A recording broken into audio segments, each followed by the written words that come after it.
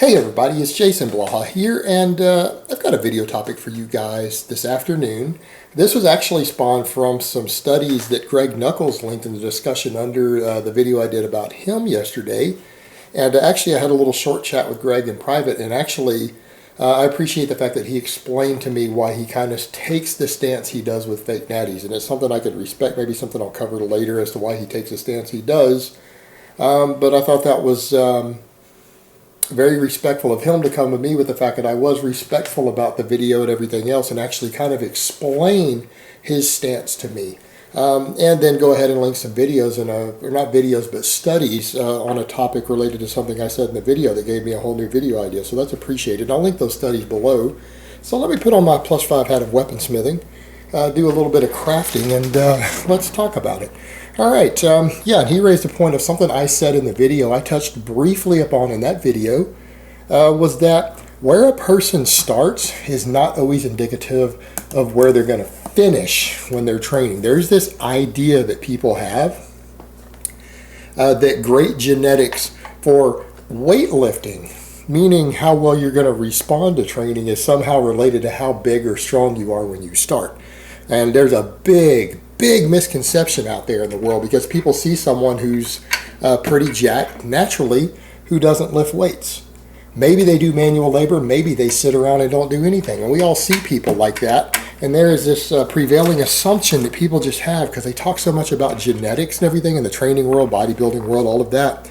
Genetics are such a big topic that people confuse genetics for natural amounts of muscle mass versus genetics for how you will respond to training, and they are absolutely not the same thing, and there is no correlation or overlap between the two.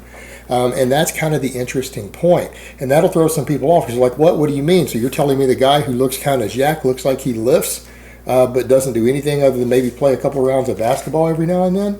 You're telling me that that guy's not going to look like a bodybuilder, like a pro bodybuilder or something, if he lifts weights for a few years? No. In fact, he might only gain 5 or 10 pounds of muscle if he goes and starts lifting.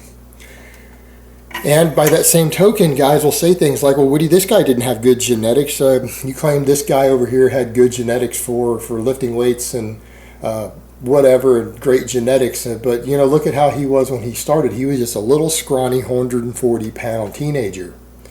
140 pounds soaking wet. He had terrible genetics. What do you mean that that guy has good genetics when we see him now? That's clearly just drugs at play. No genetics at all. And it's really funny when you think about that.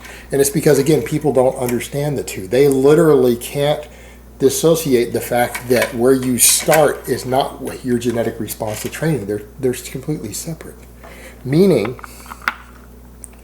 it doesn't matter. Like, you can't look at how someone looks before they start training and determine how much muscle they're going to gain from training. You can't look at that and tell. That tells you nothing about how their body responds to exercise. That only tells you about how their body responds to not exercising. And that's the best way to describe it. That makes a lot more sense to people. Some people respond better to not exercising than others do. Some people are actually in better shape than other people who just sit around on their ass. That is a genetic difference.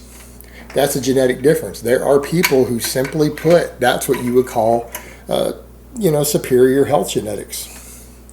A person who is naturally lean, naturally muscular, naturally has good blood pressure, great fasting blood glucose, everything else, who's sedentary, doesn't work out.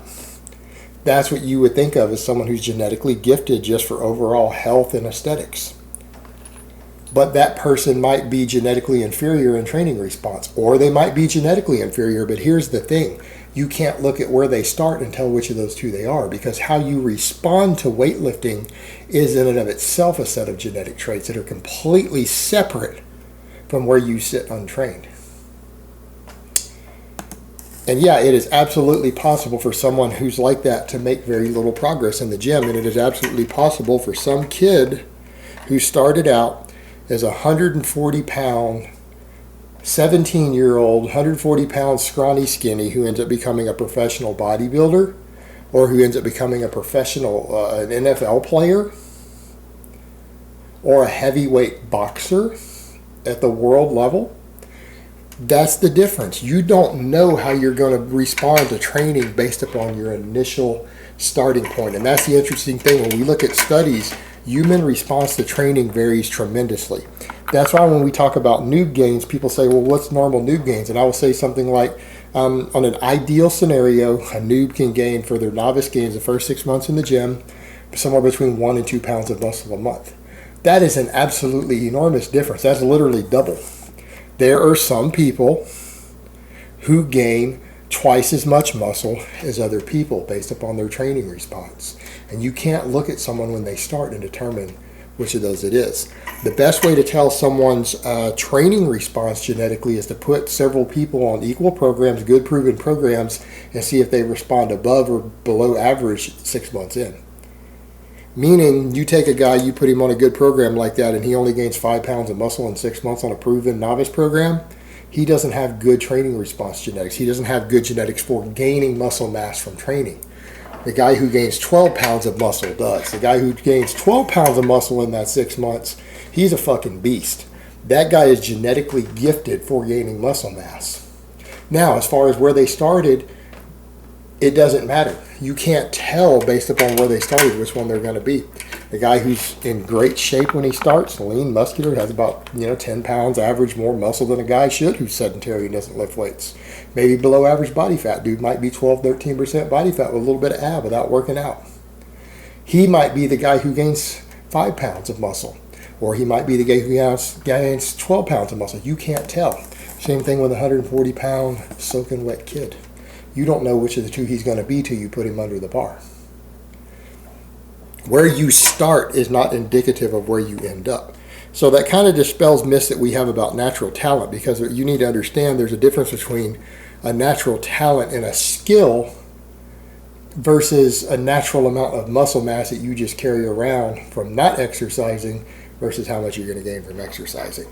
And the truth is, you know what? There are guys who are jacked who don't lift weights.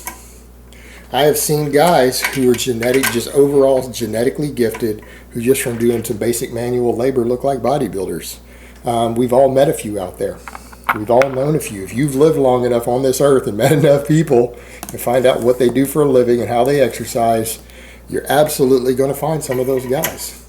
I knew a guy named Ricky who was like that one time. The guy had like 17-inch arms, was 40 years old, working a warehouse. Worked in a warehouse his whole life. 20 years in a warehouse just lifting boxes. The guy had 17-inch guns with bicep peaks and a vein running up them. And now guys would be like, well, was he black? Actually, he was only half black. Guy had green eyes. But, where people ask that, so, that doesn't mean that he didn't get those genes from both parents. If you're thinking, oh, it's some sort of special black genetics, that's not true, because he had a white parent. So there's no magical combination of genes that came from both parents there or anything, but the guy was just jacked, and just from lifting heavy boxes and crates and moving stuff around all day. That's just how he looked. Had never been in a gym in his life. Didn't have weights at home. Didn't work out. And you know what? The guy next to him doing the same job as a little skinny dude with a little gut and 12-inch arms.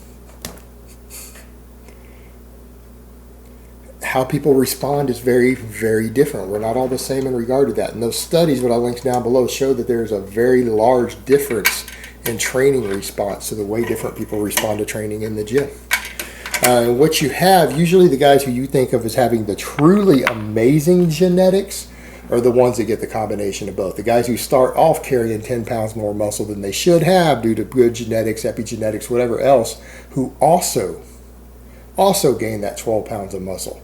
But that's different sets of genetic traits. They just got really lucky in regard to having both of them in the same individual. Now that's the guy who you're going to see who, once he starts lifting weights for 5 years, reaches a 25 fat-free mass index at 9 or 10% body fat. But that is also a very rare individual because you've got different combinations of genes that only occur at a certain rate, all overlapping into one individual. So you're talking about someone who, someone like that is maybe 1% of the population, 1 in 100 people, maybe even less. But they are out there and they're rare. And then unfortunately you also have the guys who start off with very little muscle mass who also gain slowly. but it can work in the exact opposite combination as well. So this idea that people have that, where you start determines where you're going to end up isn't always true. It's not true of how you will respond to training. And the same thing even happens, I've noticed, with drugs out there. There's even a genetic response to anabolic steroids, and that varies from person to person as well. So even these things vary a lot. It's not just clear cut and dry, set in stone. We talk about good genetics versus bad genetics. It's not like a universal thing. You might be talking about 15 different genes. Some would be good genes, some would be bad genes for what you're talking about. And it's the total combination of them that equals some of these people that you're thinking of. And you know what? And at the end of the day, a good gene for one thing can actually be a bad gene for another. So again, this idea, though, that people have of where you start, where you finish, absolutely false. Not based on reality other than in a few small, rare individuals. So hopefully that clarifies that a bit. And if you guys want some of the really detailed information on the training response stuff, check out those studies I linked down below that came courtesy of Greg Nuckols. So I hope it's been informative, and I will talk to you guys next time.